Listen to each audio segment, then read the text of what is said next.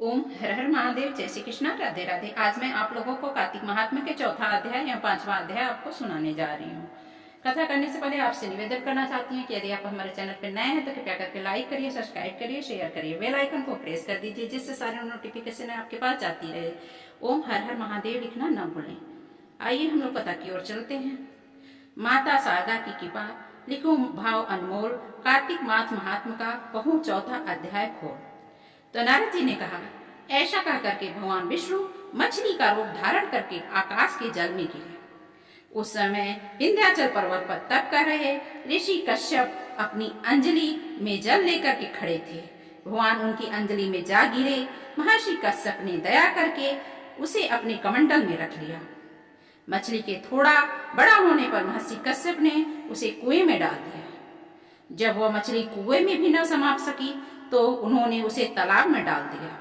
जब वह तालाब में भी न आ सकी तो उन्होंने उसको समुद्र में डाल दिया। यह तो था, मैंने आपको संक्षिप्त में कथा बताई और अब मैं संपूर्ण कथा आपको बताने जा रही हूँ।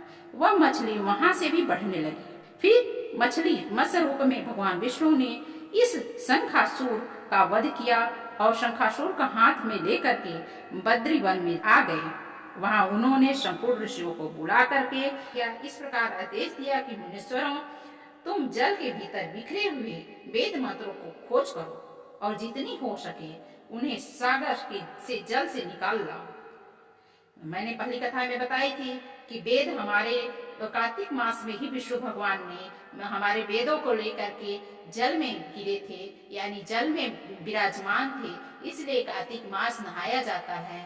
इसलिए जो लोग कार्तिक मास नहाते हैं तो उसमें विष्णु जी का वास होता है जल में, तो इसलिए शुभ फल की प्राप्ति होती है, विष्णु जी की कृपा बरसती है और स्वर्ग की प्राप्ति कार्तिक मास में नहाया जाता है। वही इस कथा में दिया गया है कि वेद मंत्र को खोज करके ले आए, जितनी जल्दी हो सके उन्हें जल से बाहर निकाला जाए। तब देवताओं के साथ प्रयाग में ठहरता हूँ, तब तक उन्होंने देवताओं के साथ प्रयागराज में ठहरे। इसलिए लोग प्रयागराज में कल्प वास करते हैं। 1 महीने तक प्रयागराज में कार्तिक मास का स्नान करते रहते हैं। बहुत सारे लोग रहते हैं, तो यथाशक्ति जिसकी सामर्थ्य वहां पे जाके रहता है तो शुभ फल की प्राप्ति होती है। तब उन तपोबल संपन्न महर्षियों ने यज्ञ और बीज सहित संपूर्ण वेदों का उद्धार किया। उनमें से जितने मंत्र जिस ऋषि ने उपलब्ध किए वही आज बीज मंत्र के रूप में हमारे बीच में विद्यमान है।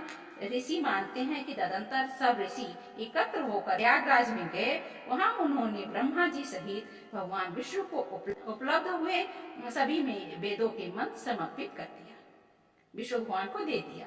सब वेदों को पा करके ब्रह्मा जी बहुत प्रसन्न हुए, क्योंकि ब्रह्मा जी का वो राक्षस जो थे वो वेद चुरा करके भाग रहे थे।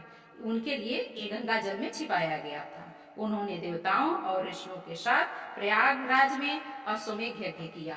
यज्ञ समाप्त होने पर सब देवताओं ने भगवान से निवेदन किया कि देवादिदेव जगन्नाथ, इस स्थान पर ब्रह्मा जी ने खोए हुए वेदों को पुनः प्राप्त किया है और हमने भी यहाँ आपके प्रसाद से यज्ञ भाग पाए हैं। अतः यह स्थान पृथ्वी पर सबसे सर्वश्रेष्ठ माना जाएगा, सबसे पुण्यदायी माना जाएगा।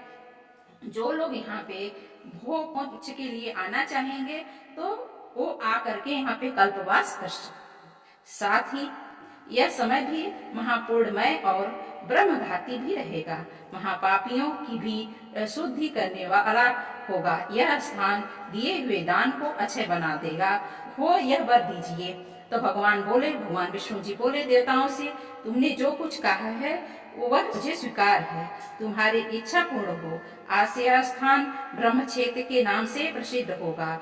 सूर्यवंश में राजा भागीरथी यहाँ पर गंगा जी को लेके आएंगे और वहाँ पे सूर्य कन्या यमुना जी से मिलेगी ब्रह्मा जी, और तुम तब तक मेरे यहाँ निवास करो। आज से यह तीर्थ तीर्थराज के नाम से विख्यात होगा। तीर्थराज के दर्शन से तत्काल सभी पाप नष्ट हो जाएंगे। जब सूर्य मकर की राशि में स्थित होंगे उस समय उस स्थान में स्नान करने से मनुष्य के सब पाप नष्ट हो जाएंगे। यह तीर्थ पापनाशक कहा जाएगा। यह काल भी मनुष्यों के लिए सदा महान पुण्य फल देने वाला होगा। माघ मास में सूर्य के मकर राशि में स्थित होने पर यहाँ स्नान करने से शालोक्य आदि फल की प्राप्ति होगी। देवादिदेव भगवान विष्णु देवताओं से ऐसा कह करके ब्रह्मा जी के साथ वही अंतर ध्यान हो गए। तत्पश्चात इंद्रादि देवताओं ने भी अपने अंश से प्रयाग में रहते हुए वहां से अंतर ध्यान हो गए। जो मनुष्य कार्तिक मास में तुलसी जी की जड़ में श्री हरि की पूजा करता है वह वैकुंठ लोक को प्राप्त करता है। संपूर्ण भोगों को भोग करके अंत में वैकुंठ की प्राप्ति होती है। यह तो था आपका चौथा अध्याय। अब मैं आपको पांचवा अध्याय कार्तिक मास का सुनाने जा रही हूँ। ध्यान पूर्वक कथा आप सुनिएगा। कैसे कैसे भगवान का वर्णन दिया गया है, हमारे वेदों का कैसे वर्णन है, हमारी कथाओं में कैसे वर्णित है, ये सब कथाएं आप सुनेंगे तो आपको ज्ञान प्राप्ति होगी और बाद में आपको मोक्ष की प्राप्ति होगी। प्रभु मुझे सहारा है, जग के पालनहार, कार्तिक मास महात्मा की कथा करूं विस्तार। राजा पृथु बोले, हे नारद जी, आपने कार्तिक मास में स्नान का फल कहा, अब अन्य मासों में विधि पूर्वक स्नान करने की विधि, नियम और उद्यापन की कथा भी बताइए।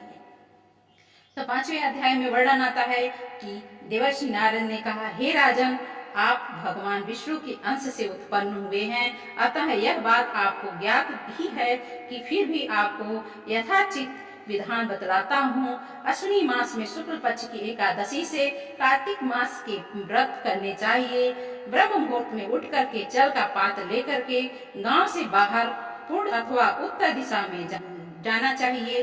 दिन में या सायंकाल में कान में जनेऊ चढ़ाकर पृथ्वी पर घास बिछा करके सिर को वस्त्र से ढक करके मुंह को भली भांति बंद करके थूक तथा सांसों को रोक करके मल मूत्र का त्याग करना चाहिए। तत्पश्चात मिट्टी व जल से भली भांति अपने गुप्तांगों को धोना चाहिए। इसके बाद जो मनुष्य भी नहीं करता है उसे किसी भी मंत्र का फल प्राप्त नहीं होता है। अतः दांत और जीभ को साफ करना चाहिए और निम्न मंत्र का उच्चारण करते हुए दांतवन को तोड़नी चाहिए। हे वनस्पते, आप मुझे आयु, कीर्ति, तेज, प्रज्ञा, पशु, संपत्ति, महाज्ञान, बुद्धि, विद्या प्रदान करो। इस प्रकार उच्चारण करके वृक्ष से 12 अंगुली की दातुन लेकर के दूध वाले वृक्ष से दातुन नहीं लेनी चाहिए जिसमें से दूध गिरता हो। उस जैसे कि सफेद सफेद जो दूध टाइप का गिरता हो, ऐसे पेड़ों से दातुन तोड़ना वर्जित है कार्तिक मास में। इस प्रकार कपास, कांटेदार वृक्ष तथा जले हुए वृक्ष से भी दातुन नहीं करनी चाहिए जिससे उत्तम गंध आती हो, उसकी टहनी कोमल हो। ऐसी ही वृक्ष से दंतवादन ग्रहण करना चाहिए। प्रतिपदा, अमावस्या, नवमी, छठी, रविवार को चंद्र तथा सूर्य ग्रहण में दातुन नहीं करनी चाहिए। तत्पश्चात हाथों को मंजन वगैरह से कर लेना चाहिए, उंगली से कर लेना चाहिए, ब्रश वगैरह से कर सकते हैं। साफ शुद्ध ब्रश है तो आप कर सकते हैं। ये नहीं कि ये दातुन नहीं मिल रही है तो आप ऐसे ही रह जाएं, आप अपने अंगुली से ब्रश से कर सकते हैं। तत्पश्चात भली बातें स्नान करके फूल, माला, चंदन, पान आदि पूजा की सामग्री लेकर प्रसन्न चित्त होकर के पूरी भक्ति पूर्वक के साथ शिवालय में जाकर के सभी देवताओं को अर्घ देना चाहिए, आचमनी करना चाहिए। यथाशक्ति जो भी सामग्री आपके पास है वह पृथक पृथक पूजक की सामग्री लेकर के भगवान को प्रणाम करके उनका दर्शन करके पूजा करना चाहिए। श्री हरि का जितना हो सके दिन भर कीर्तन करना चाहिए क्योंकि ये कार्तिक मास चल रहा है। कार्तिक मास में आप जितनी भी भगवान का कीर्तन करेंगे वो अनंत गुना आपको फलदायक होगा। मंदिर में जो गायक भगवान श्री हरि का कीर्तन करने आए हों उनका माला, चंदन, ताबूल आदि से पूजा करना चाहिए। फूल माला उनको जैसे कि माला पहना के उनका सम्मान करना चाहिए।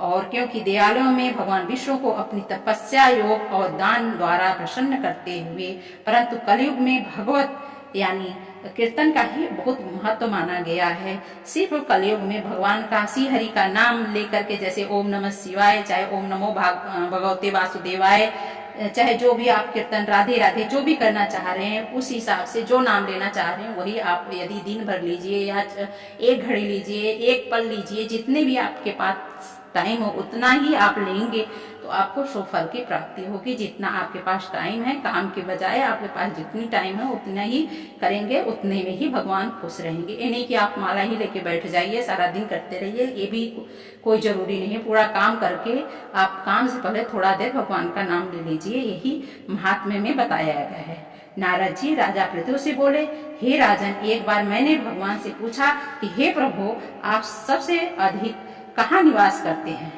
तो उसका उत्तर देते हुए भगवान ने कहा, हे नारद, मैं वैकुंठ या योगियों के साथ के हृदय में निवास करता हूँ, अपितु जहाँ मेरे भक्त मेरा कीर्तन करते हैं मैं वहाँ ही निवास करता हूँ।